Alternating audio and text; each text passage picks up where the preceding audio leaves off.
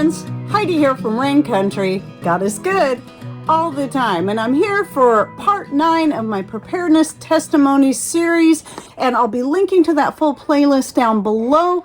And what this is of people sharing with me their testimonies of how they either got themselves into a better state of being just prepared for whatever life throws their way and doing it on a budget, or how their own preparedness helped get them through various situations. But as I'm shooting this video, these are the last 3 testimonials I have, so I would really love to keep the series going. And if you're interested in sharing your own, please email me at raincountryhomestead@gmail.com your story with the title, or stories, it can be more than one, with the title Preparedness Testimony, and I will drop that in the appropriate folder so that when I'm ready to get to the next video, hopefully I'll have at least 3 or 4 more in there. I'm surprised I don't get more of these.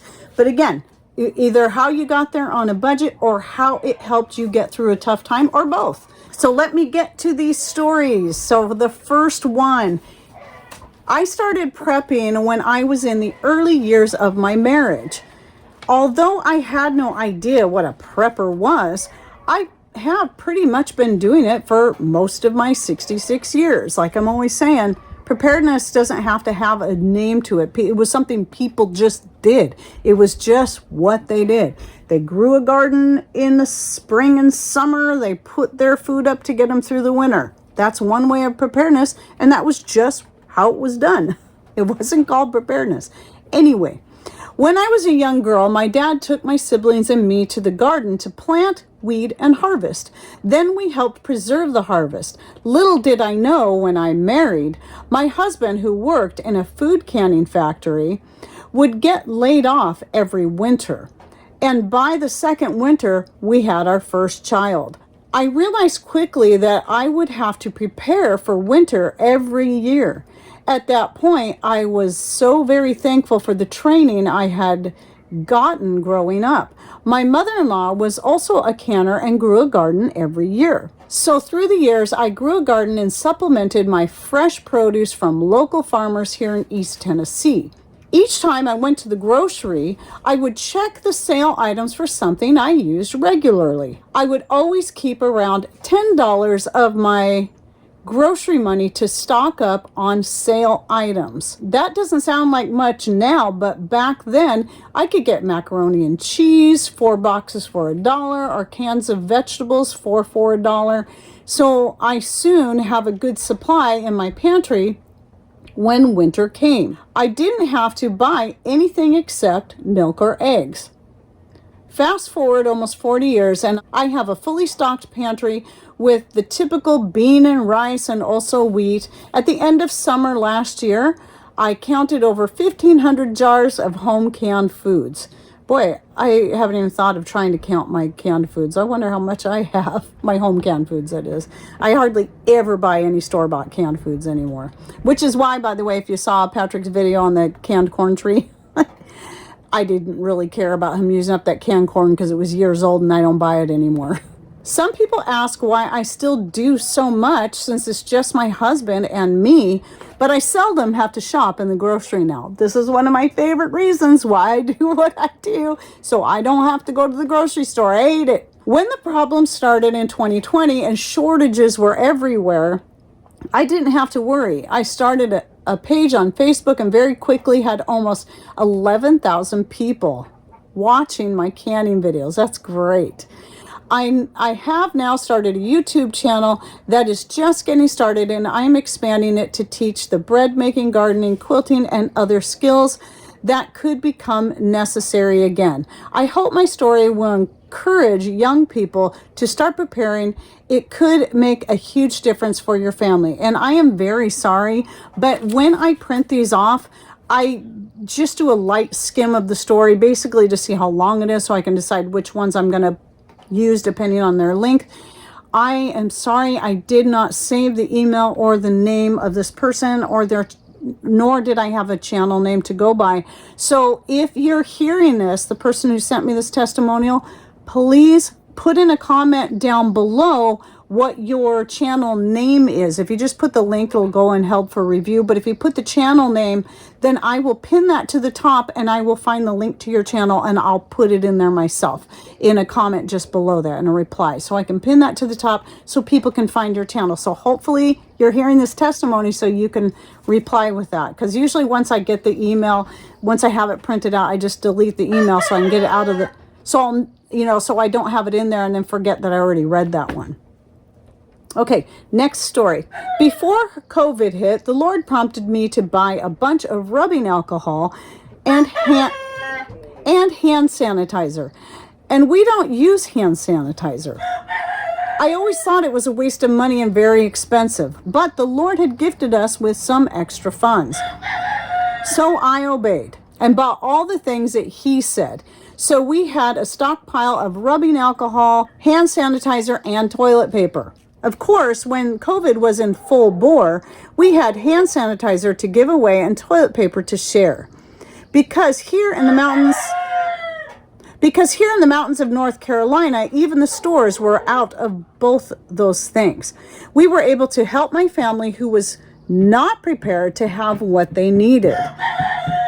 And while I was working, the place I worked at ran out of hand sanitizer and they couldn't get any more. So they bought from me what I had, which was a huge blessing at the time. Someone had gifted my husband with some vegetables, which I then dried in our oven on the lowest setting because we didn't have a dehydrator. Remember, I'm always telling people you don't have to have fancy equipment to dehydrate food. You can just use your oven. Very first thing I ever dehydrated was deer jerky in my oven.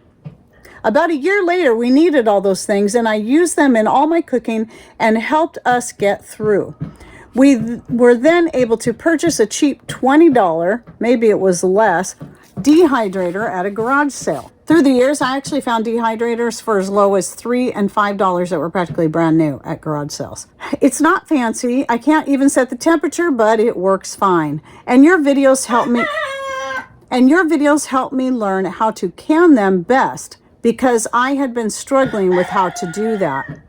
I really want to say thank you for all that you share and help us reclaim old skills and make the best use of the things that we have available to us. And I'm sorry it's getting really noisy out here because every time I try shooting videos out on the deck, it doesn't matter where the chickens are out there or how quiet they're being. I come out here, start talking, they all want to participate. So the cockerels, the young roosters are moving in. At least Antonio, who's the loudest because he's the adult, is way over there somewhere, so he's not as loud. Okay, the last one I'm going to read is not really a testimonial. It's just someone who wanted to share their own personal tips in regards to preparedness. Having served over 26 years in the Coast Guard, now retired, I have a long background in prepping.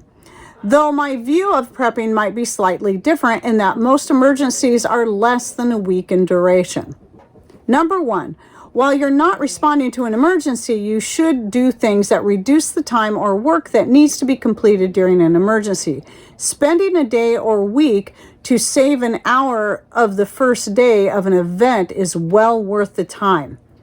Your site gives a lot of ways to do this. Example, we have dried quite a bit of refried beans, so all we must do is add water and heat. Yes, it's so great.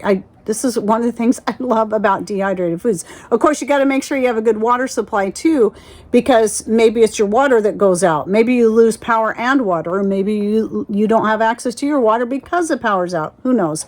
We've never had a power outage and a water outage at the same time, but it could happen. Water can become an immediate issue. I should have just kept reading. 2 days without water and you are in serious trouble. Disease, often from bad water, has killed more soldiers than combat. Having a rainwater and filtering system should be top priority, which we do.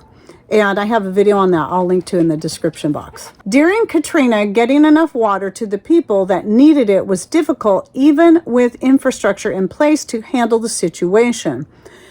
Number 3, ethanol gas is good for 2 months. Non-ethanol gas is good for 2 years. Something to keep in mind is storing small amounts of emergency fuel. You may have only 4 5-gallon cans, but this can get you out of an impacted area. Number 4, keep cash available. ATMs will normally not be available. The cash should have 1s and 5s, or you may end up paying $20 for a $2 item. Good tip. Number 5, cell sites will go down. But if you cannot reach people by voice, try texting. Texting uses a lot less bandwidth. Another lesson learned during Katrina. Preparing for emergencies beyond a week can take years. Do what you can when you can. What is worse than high-priced items? Items needed that you cannot obtain at any price, such as salt, sugar, medicines, etc. Semper paratus, always ready. So I really like that. So he's talking mostly about like major events that are going to happen. And yes, I absolutely 100% agree with everything that he said there. And we should be prepared for the major events as well as we can, and just kind of know what to expect, as well as the everyday things, which is typically what I try to put my focus of my channel on, is the everyday things that can happen. Even something like a death in the family, a job loss, or just a blizzard that prevents the trucks coming into the stores from either side of town, like what happened to us one year, or road washout because of lots and lots and lots of rain, even more than what your 120-inch annual average rainfall normally gets, and wash a road out, and then again trucks can't get through.